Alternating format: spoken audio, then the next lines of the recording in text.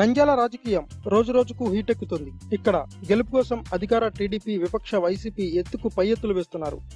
ఇప్పుడు వైసీపీ అభ్యర్థి శిల్పామోహన్ రెడ్డి కొత్త ఇష్యూలో చిక్కుకున్నారు. ఆయనపై నాన్ లోకల్ అస్త్రం ప్రస్తుతం నంద్యాలలో బాగా వైరల్ అవుతుంది. టీడీపీ అభ్యర్థి భూమా బ్రహ్మానందరెడ్డిది నంద్యాల కాదని, ఆయనది ఆళ్లగడ్డని వైసీపీ ప్రచారం చేస్తుండటంతో టీడీపీ వైసీపీకి దిమ్మ తిరిగిపోయే షాక్ ఇచ్చింది.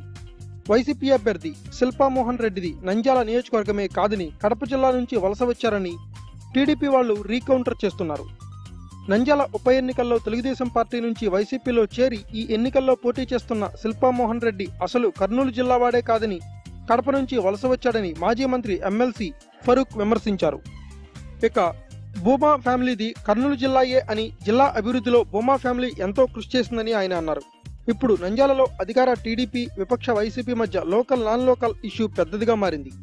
భూమా బ్రహ్మానందరెడ్డిది ఆళ్లగడ్డ అని కొత్త వాదం తెరమీదకు తెచ్చి లబ్ధి పొందాలనుకున్న వైసీపీకి ఇప్పుడు దిమ్మ తిరిగి మైండ్ బ్లాక్ అవుతుంది.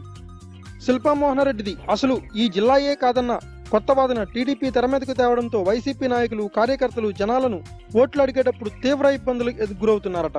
ఏదేమైనా భూమా బ్రహ్మానందరెడ్డి నాన్ లోకల్ ఇష్యూను తెరమీదకు తెచ్చిన వైసీపీ ఇప్పుడు తన కన్ను తానే పొడుచుకున్నట్లు వెలవెల్లాడుతోంది.